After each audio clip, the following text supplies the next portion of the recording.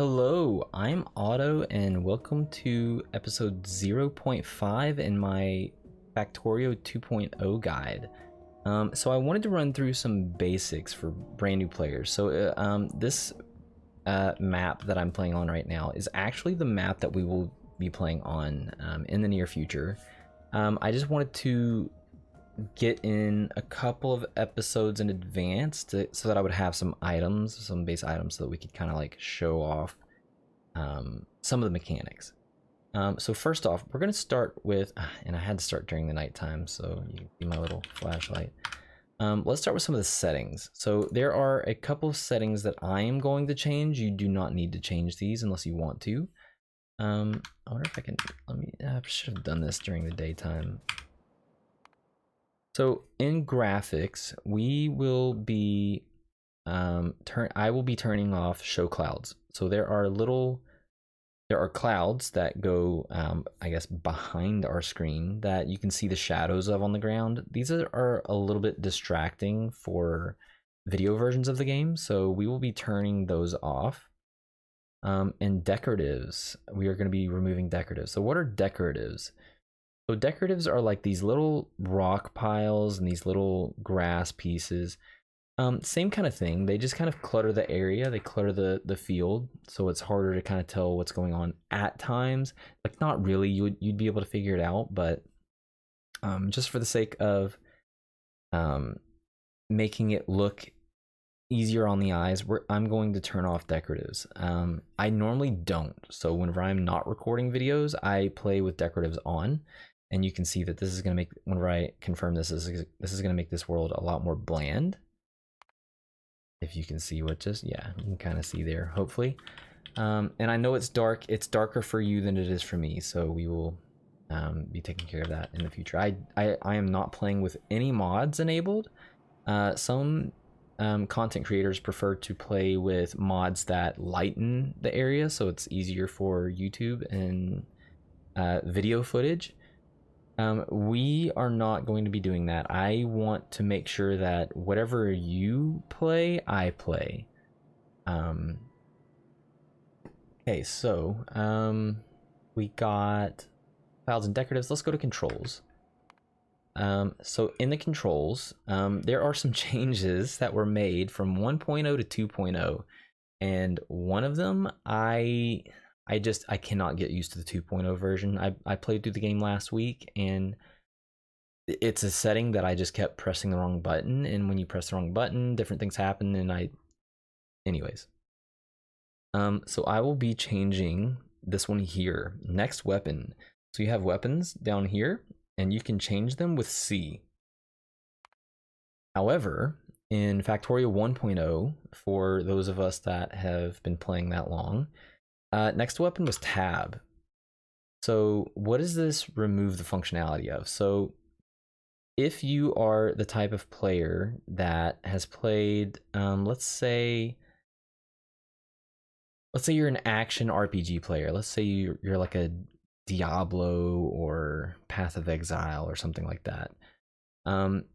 You might be used to hitting, where is this? I don't think it just automatically removed it, but it might have. Map. So tab is the default for map, your world map, which I will also be calling remote view because it's kind of the same thing.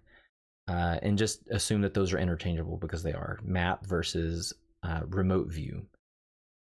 We will be dealing with things that I will be referencing both for. So I will be disabling tab because I do not want tab to open up my map. I want tab to change my weapon. So, and having been a World of Warcraft player, it is no big deal for me to just reach down and hit M. I'm so used to doing it that it's very natural for me. There are other changes that I make, but the only one that I'm gonna make for this is rotate. So we are leaving these rotate and shift rotate, and I'll explain what those do in a second. Me personally, when we start building trains in the early 30s of episodes, having R and Shift R is just not enough for me, especially since they changed the way in the angles that the tracks can be rotated. I'm going to be adding, in addition to R and Shift R, I'm going to be adding Shift, mouse wheel up, and I'm going to be adding, for the reverse rotate, Shift and mouse wheel down. This just makes rotating train rails much easier. So I'm going to be doing that. Again, you don't have to if you want to learn doing just R and Shift R, and I will be using R and Shift R to do the train rotations. I just have this as a backup. So next up is interface. I guess we could go through sound. So sound is largely whatever you want.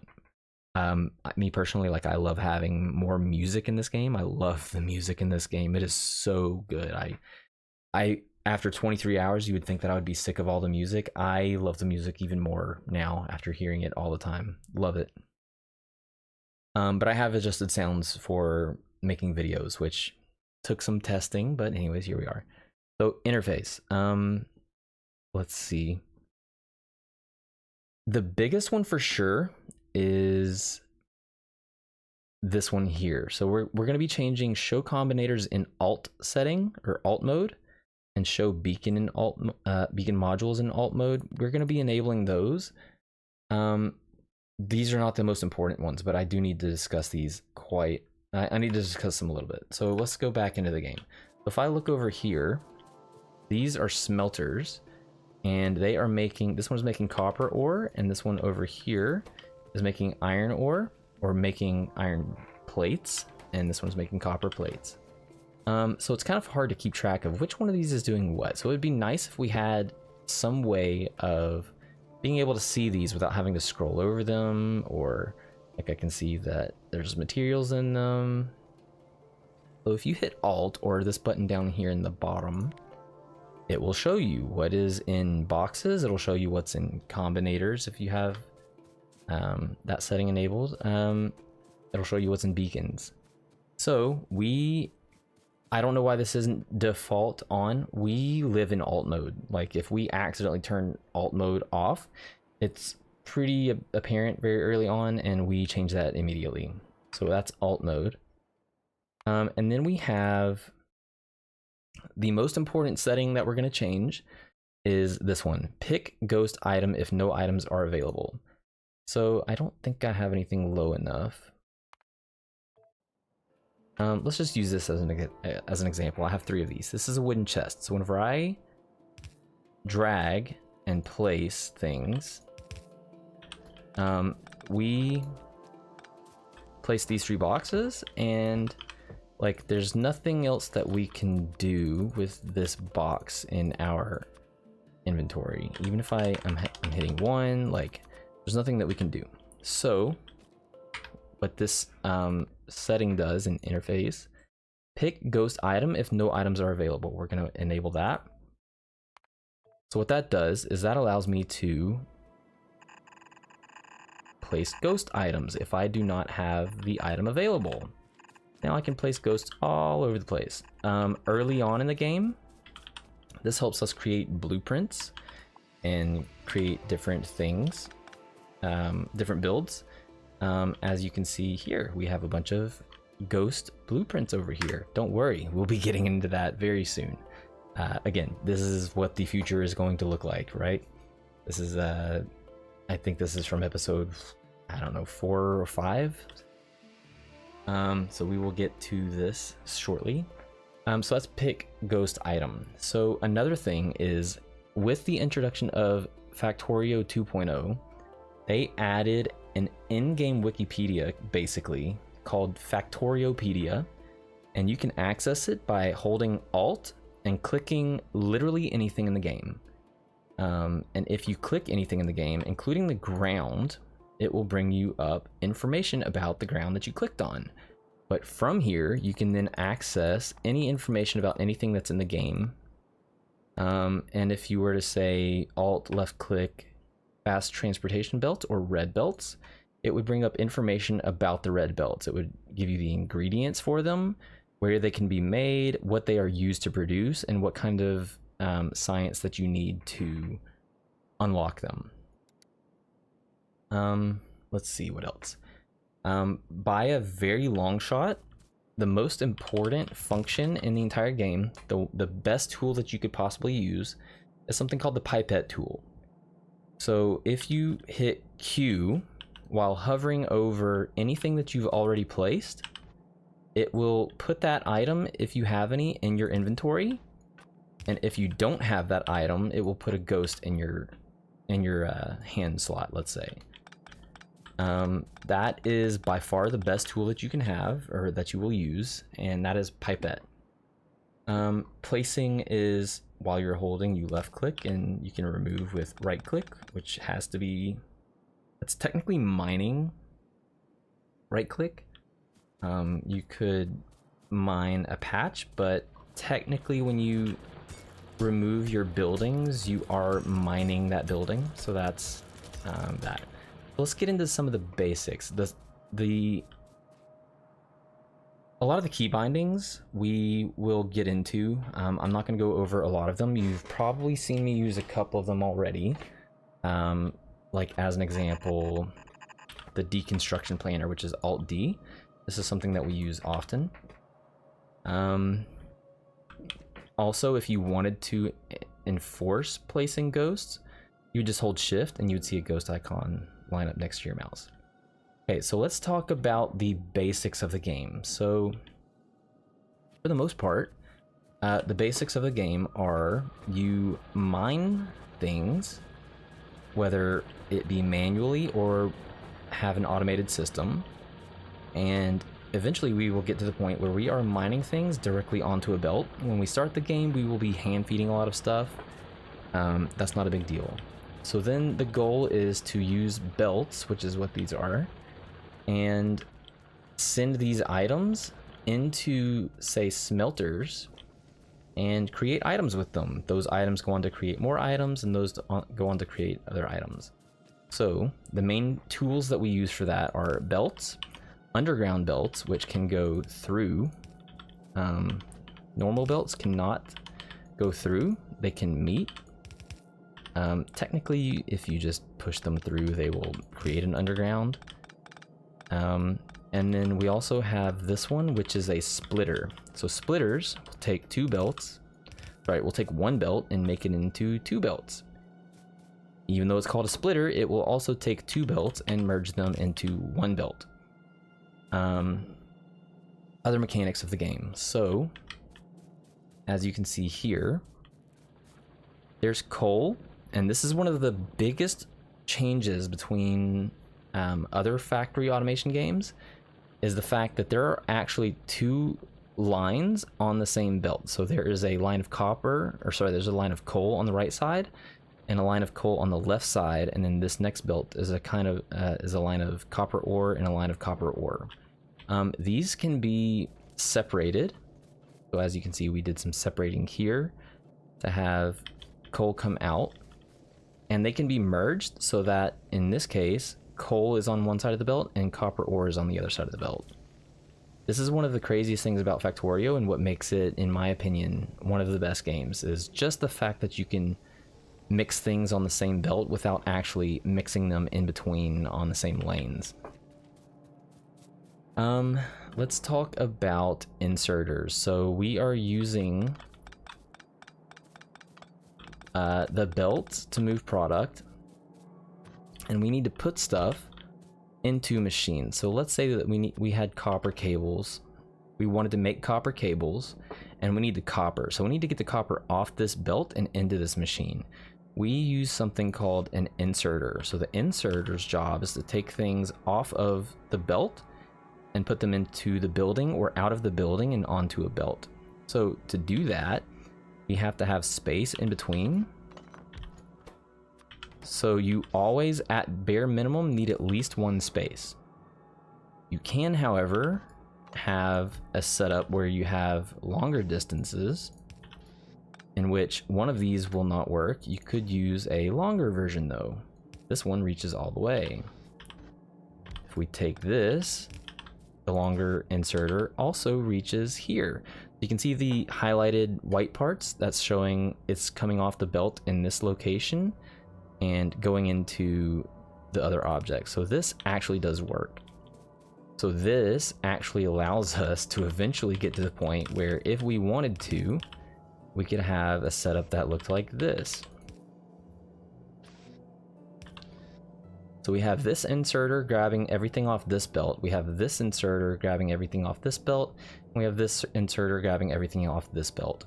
And again, there can be 2 separate items on the same belt. So this is a potential 6 different items on one side. The other nice thing that you might have noticed from other games like Satisfactory is that these buildings don't necessarily have any particular orientation. Some of them do, but that's usually whenever it comes to fluids. In this particular case, these inserters can actually insert into and out of from any side of the machine. And this is every machine. Every machine can be inserted into or out of from any side. Again, something that's very, very awesome whenever it comes to Factorio. So let's talk about other belt mechanics. So when you have belts, you can press R to rotate. That just kind of this is what rotating does, is it flips the belt around. You can also, as you are dragging a line, which is always going straight, hit R and it'll go towards the direction of your mouse. So if I were to do it this way, same thing, hit R, goes in the direction of the mouse. Let's see, if you wanted to split 2 belts, you would have to use a splitter. If you wanted to merge 2 belts, you could use a splitter to merge them into one belt, or if you wanted to merge them, you could also have one belt coming in this direction and one belt coming in this direction, and they would meet in the middle like this. So this will actually dump everything from this belt onto the top side of this belt. This one will dump everything from this belt onto the bottom side of this belt. This is a very important mechanic for merging materials, and it's something that we use very, very often. I can give you a slight example. It's not exactly the same thing, but it kind of is. So I know it's hard to see, but this splitter is technically bringing the product in this direction, and this splitter is technically bringing the product in this direction. And when they meet in the middle, they have a belt that separates what's going on which side. So in this direction, this is functionally the exact same thing that we just looked at. I don't think I have any other examples nearby, but that's basic. Okay, here we go. I have some materials that are merging here. So here we have a merger as well, and the gears are all going on the one side, and the copper plates are all going on the other side. So other mechanics. If you see these inserters, when they take things off the belt, it's going to be really hard to tell. But maybe here you can tell. They generally prefer to take things off the inside first before they start taking from the outside. This isn't something that we necessarily pay that much attention to, but we will be kind of balancing lanes as needed. Another huge mechanic to understand is this is a gear, and this is we'll just call them green circuits. The inserter for the green circuits is grabbing the material here and placing it onto the belt, but you can see that it is placing it onto the opposite side of the belt. Same here. These gears are being placed on the opposite side of the belt, so they will never place things on the belt and be in the front location. That's something that's very important to understand. Let's see, the splitters, as indicated up here, can also have priorities set. So we can tell it to filter out copper plates and send all of the copper plates to one direction. So all the steel will continue on and all of the copper plates will stay on this side. We can also input priorities, so you could tell this to take things from the right belt first. So if you had a belt coming out here, it would this input priority right would set an arrow here and make it so that everything that was coming in this direction would come in first and get priority over anything in this side. We are not going to get into fluids right now, but I think that might largely do it for... No. There are... Okay, hold on. A couple of quick things. So, I did not mention, but if you hit E, this is your inventory and your crafting menu. So, opening up the inventory makes it so that you can see things that you can craft. When you're crafting stuff, left click gives you 1, right click gives you 5, and you can see the crafting window down here. You can also left click off the crafting menu to reduce 1. So if I wanted to remove 1 belt, just click 1, or right click removes 5 from here. Let's see, if you want to attack, that is your space bar. But that has to have an enemy nearby. If you wanted to force attack something, I believe by default it is shift and spacebar. So that forces attack something. So that will be very helpful because we can attack things like rocks and trees and stuff like that. Also, you can see here that I have 2 things unlocked. I have alt mode and I have undo. So undo is your standard Control Z, which is your typical undo function on a keyboard when you have like a word processor opened up or something. And that is something that we will be doing often. So for instance, if I wanted to do this, if I hit Control Z, that just will undo that. Control Z. You can also hit Control Y to redo something. Control Z to undo, Control Y to redo. Thankfully, they thought ahead, and if you hold Control Shift Z, you can go from Control Z to Control Shift Z to also redo, which is amazing. I'm glad they thought of that. So we are going to be expanding. This is the toolbar, I guess. I forget what they call this. Shortcut bar. So this will not remove any achievements. Normally, if you have a command, it will disable achievements, but in this case, it will not. So if you hit the tilde key, which is the key right next to your number 1 on your keyboard, hit the tilde key, which will open up this menu, and hit backslash unlock dash shortcut dash bar, and then hit enter. That opens up a lot of stuff over here. We are going to be disabling the artillery, the discharge defense remote, and the Spidertron. I personally am also going to be disabling the toggle exoskeleton. That's not something that I turn on and off. And the reason why we did this is because it opens up the ability to import. It opens up the ability to just click and copy and make blueprints and blueprint books and a deconstruction planner, upgrade planner. But we're largely going to be focusing on these 2 on the end. So this is the red wire for circuits, which we will get into later. We start dealing with circuits in episode 2, which is why I wanted to have you unlock this. The red and the green, we are going to be using these pretty early, and they are a key part of what we do with stuff in late game. I'm also going to say that in general, we are not going to be using any blueprints. We are not starting with any blueprints. There will be an exception in episode 1.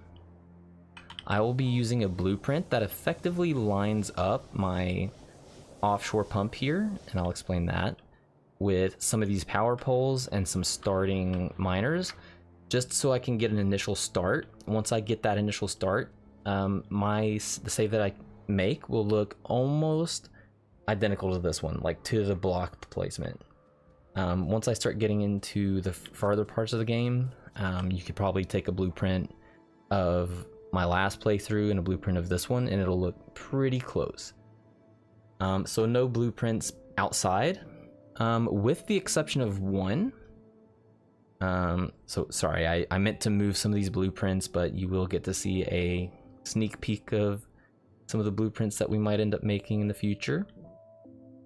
So this one, belt balancer book. This is a huge exception by Raynquist. So there will be situations where we will need to balance belts. This one is the most common. And what this will do is allow us to have, if this input here is the most active between these four, it will allow us to evenly distribute the materials coming in here with all four of these belts. So it just balances all the belts together. And we do a fair amount of balancing. That one is one of the most common ones that we will be using. And this one here is also one that we will be using that's very common. This takes uneven lanes and balances them together, and then the output is an even lane. So that is the one thing that I do suggest, is that we use those blueprints. You can just Google like belt balancer blueprint, and then it'll give you a string to copy, and you can import the string here. You just paste it in here, click import, and it will put a book in your hand, and you can just take that book and place it in, hit B, and then place that book into your blueprints like that. So I will also be deleting these, but like I said, I do have an episode 1 kind of starting blueprint that will just help me line a couple of things up, and those are the things that we'll be lining up. That will be in the next episode, episode 1.